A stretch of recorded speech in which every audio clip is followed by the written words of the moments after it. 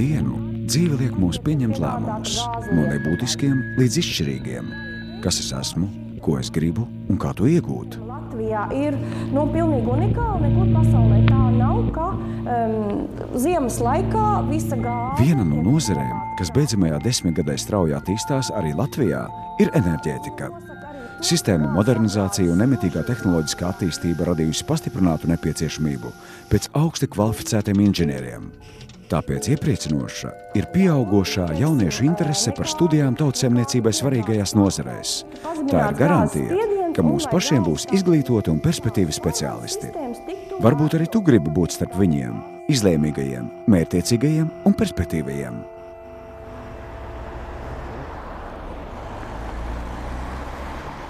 Ik rītu ceļu uz savu darba vietu Rīgas siltumā mēro Jānis. To, ka viņš ir mērķtiecīgs nevien darbā, bet arī personīgajā dzīvē, apliecina fakts, ka būdams precēts vīrs, jau vairāk kā gadu neatskatās uz garām ejošajām meitenēm. Pēc darba patīkamāk, protams, būtu doties uz trenažieru zāli, taču viņš izvēlējies lekcijas Tehniskajā universitātē.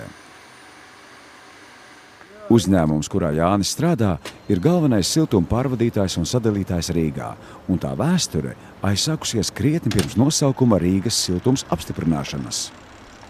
Pirmās siltumtrases projektēšanas darbus Rīgā uzsāka 1952. gadā, un pēc 6 gadiem par tās pirmajiem lietotājiem kļuva savulaik slavenās rūpnīcas VEF un vagonbūves rūpnīca. Gadu vēlāk siltumtrasi pagarināja līdz Matīs ielai un izbūvēja ražošanas bāzi Cēsu ielā, kur šobrīd atrodas uzņēmuma galvenā ēka. Tajā laikā siltumtrases kopgarums bija 2,3 km, salīdzinot ar 651 km šobrīd. Rīgas siltums 12 dienas luzuma. Jāņa darbs ir uzklausīt klientu telefonu zvanus, ja gadījušies kādi bojājumi apkures vai siltā ūdens piegādes sistēmās, konsultēt par dažādiem neskaidriem jautājumiem, pakalpojumu cenām vai reizēm vienkārši nomierināt sanervozējušos klientu. Tā, tur ir siltumaiņas kalošana, tur šodien jūs pēc 4 atpakaļ pieslēgs. Par svarīgāko darba dzīvē šobrīd viņš uzskata pieredzes uzkrāšanu un savu prasmju apliecināšanu, jo nešaubās, ka izvēlējies pareizo ceļu.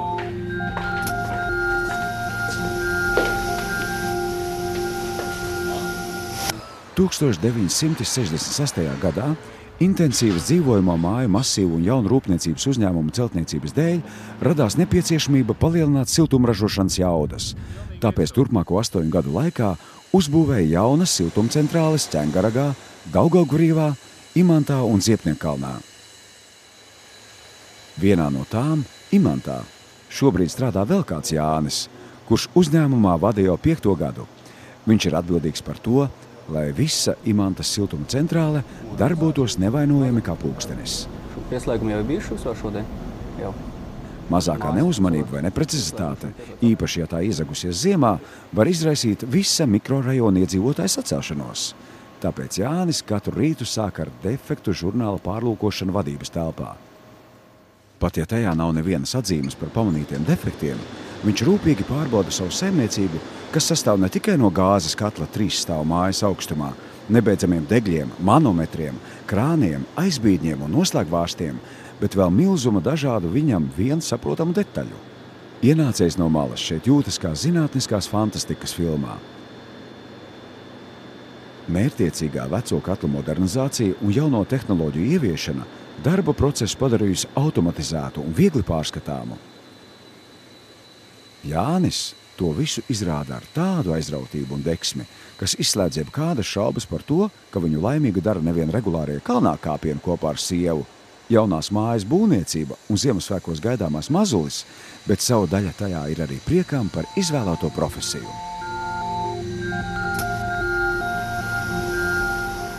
Jau gandrīz 10 gadu ievērojams sūkņu un sūkņu sistēmu produktu piegādātājs Baltijas reģionā ir uzņēmums Vilo Baltika, no kura Rīgas biroja apkalpo klientus nevien Latvijā, bet arī Igaunijā, Lietuvā un Kaļiņingradā.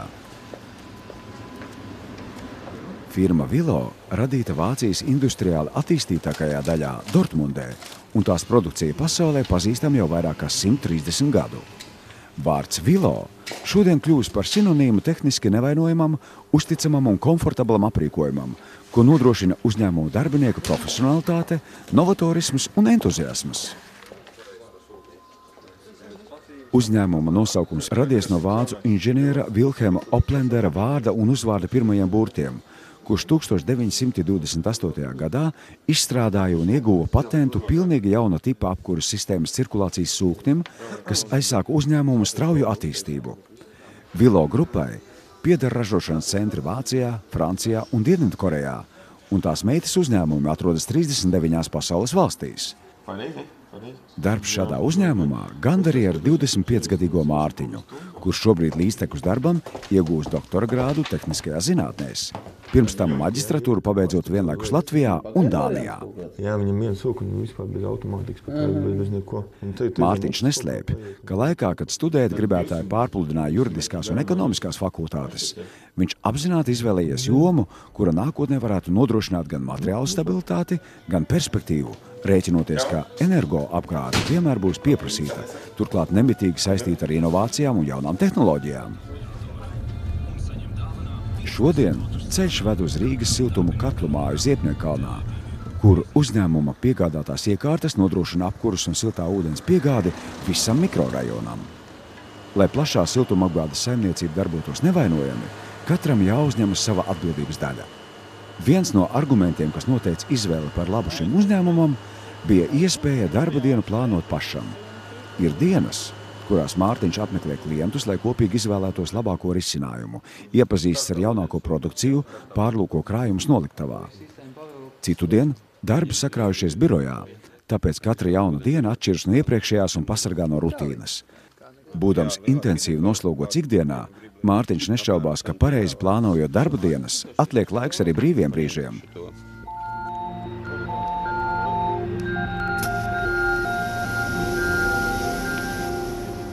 Akciju sabiedrība Latvijas gāze ir viena no lielākajām un vecākajām kompānijām Latvijā. Par tās sākumu uzskatāms 1862. gads, kad gandrīz pirms pusotra gadsimta Basteikalnā darbu sāka pirmā gāzes fabrika Latvijā. Šodien Latvijas gāze ir vienīgais dabas gāzes pārvades, uzglabāšanas, sadales un realizācijas operators Latvijā. Uzņēmums nodrošina dabas gāzes piegādi vairāk kā 440 000 klientu Latvijā, kā arī apkuras sezonā dabas gāzes piegādi no Inčukalna pazemes gāzes krātuves Igaunijai, Krievijas ziemeļrietumu daļai un Lietuvai. Как у нас там дела? Jau 40 gadu neatdalāma uzņēmuma sastāvdaļa ir Inčukalna pazemes gāzes krātuve, kuras porainā smilšakamens slāņi tieši Latvijā atrodas krātuvju ierīkošanai visoptimālākajā dziļumā – 700–800 metru zem zemes. Turklāt no abām pusēm to ieskauj gāzi necaurlaidīgu iešu slānis. Tu to Semjonova darbu palasīji? Šīs vairāk kā 23 kvadrātkilometrus plašās un gandrīz 4,5 miljārdu kubikmetru ietilpīgās dabas gāzes krātuves vadīšana jau 4 gadus uzticēta Ivaram. Skaidrs, ka tur ar 1, 2, cik ir 4 urbumi, ka 4 urbumiem arī noteikti to nevar. Viņa profesionāla izaugsme bijusi strauja un mērķiecīga. Ar uzņēmumu Ivars saistīts nedaudz vairāk kā 10 gadu, tostarp mācības Krievijas naftas un gāzes universitātē, no kuras atgriežoties, viņa profesionālais ceļš sācis strauji virzīties. Šobrīd sasniegto viņš uzskata par pietiekami optimālu, jo vairāk tāpēc, ka studiju laikā nākotnes modelēšanai laiku liek nav tērējis. Viņam svarīgākais – licies izprast lietas būtību. Viņš tam ničo vozduham šis neprisuļ. Tas šodien attaisnojies praksē, jo uzņēmums atrodas nepārtrautā modernizācijas un attīstības procesā, pilnveidojot drošības, piegādes un datorizācijas sistēmas. Pilnībā datorizēta krātuve ir viens no galvenajiem uzdevumiem, lai vēl vairāk paaugstinātu tās drošību un ekoloģiskos standartus. Ivara darbs ir atbildīgs un darba diena saspringta, turklāt arī gara. Tāpēc viņš savu laiku rūpīgi plāno, lai vismaz dažas reizes nedēļā pagūtu pasportot, reizums laiku izbrīvējot arī skrējienam ar kompasu, jo savulaik bijis aizrautīgs orientierists. Pārbaudam noliktavas atlikumiņu manējo. Uzņēmums Filter kurš jau vairākus gadus ir Andra darba vieta, bez Latvijas strādā arī Igaunijā, Lietuvā un Baltkrievijā, sadarbojoties ar rūpnieciskiem uzņēmumiem, tiem nodrošinot pilnīgu projekta realizāciju. Tas nozīmē pilnu darba ciklu, sākot ar nākamā objekta apskati, projekta izstrādi, iekārtu pasūtīšanu un montāžu, līdz pat nodošanai eksploatācijā un servisa apkalpošanu. Uzņēmums klientus var nodrošināt gan ar siltumu, tvaiku, ja vajag augstumu, elektroenerģiju un arī ar ūdeni. Vai zināja, ka ūdens var būt dzeramais, katlūdens, apkuras sistēma ūdens, tehnoloģiskais, skalošanas, dzesēšanas un vēl recirkulācijas? Andris noteikti zina arī atšķirības starp katru no tiem, jo viņa studijas izvēlētajā specialitātē saistītas nevien ar siltumu un gāzes, bet arī ar ūdens tehnoloģijām. Andra darba diena šodien sākās ar izsaukumu uz jaunās pasta šķirošanas ēkas apkuras katlamāju, kur filteru uzstādītās automatizētās vadības iekārtas darbojas bez operatoru klātbūtnes. Visbiežāk ierašanās objektā saistīta ar regulāro profilaksi. Turklāt problēmas parasti novēršams ar datoru palīdzību, taču šoreiz gadījies neliels misēklis. Darboties pārstājas ventilators, un šajā reizē Andrim dators jānomaina pret reālu darba rīku. Nākamais izsaukums aicina uz Latvijas balzāmu katlu māju, kurā atrodas filteru uzstādītās ūdens attīrīšanas un katlu mājas iekārtas. To tehniskā apkalpošana un pāraudzība arī ietilpst uzņēmumu ikdienā. Tāpēc Andris regulāri pārbauda ūdens ķīmisko sastāvu un tvaiku katlu dūmu gāzes, lai iespējami novērstu kaitīgo vielu izplūdes atmosfērā. Andris strādā uzņēmuma servisa komandā, kura augu diennakti ir gatavībā atsaukties klientu aicinājumiem. Viņa darbs saistīts ar pāraudzību, precizitāti un spēju nevilcinoties reaģēt. Puisis atklāja, ka profesionālie niķi viņu jau pavada ārpus darba, esot viesos, novērtēt saimnieku siltumu un ūdens iekārtas. Viņš neslēp, ka par darbu domā arī brīvajā laikā, kuru jādala nevien ar ģimeni un savu aizraušanos, motociklu, bet pavisam nesen arī pasaulē nākušo mazo Gustavu.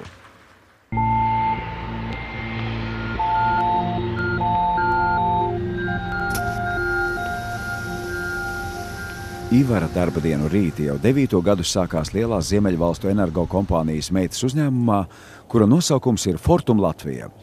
Viņa darbs saistīts ar siltumenerģijas piegādes nodrošināšanu lidostas Rīga teritorijā un jaunajai Latvijas pastēkai, kas atrodas lidostā. Darba diena parasti sākas birojā, kopā ar direktoru Gintu pārunājot un saskaņojot svarīgākos dienas darbus un nepieciešamākos uzlabojumus sistēmā. Te jau tas viss redz parādās, viņam jau tabulā te var uzreiz paņemt. Ivars viens ir atbildīgs par visu siltuma ražošanas un pārvaldes saimniecības vadīšanu. Lielākie darbi, kas saistīti ar katlu apkopi, sistēmas automātikas procesiem un avārijas situācijas kontroli, tiek veikti ciešā sadarbībā ar uzņēmumu Filter, kura pārstāvis Andris šodien bija ieradies pāraudzīt katlu mājas automātiku. Jaunās katlu mājas sen vairs neatbilst novecojušajam priekšstatam par noputējušām ēkām ar milzīgiem dūmojušiem skursteņiem. Šodien tās ir aprīkotas ar jaunākajām tehnoloģijām, turklāt darbojas automātiskā režīmā. Lai to kontrolētu un vadītu, jābūt zinošam, un Ivars to veic pārliecinoši. To garantē enerģētikas fakultātē gūtās zināšanas un ikdienas darbā stiprinājusies pieredze. Gan lidostas termināli, gan pastēka no siltumapgādes viedokļa ir specifiskas būves, kas prasa regulāru gaisa temperatūras kontroli telpās.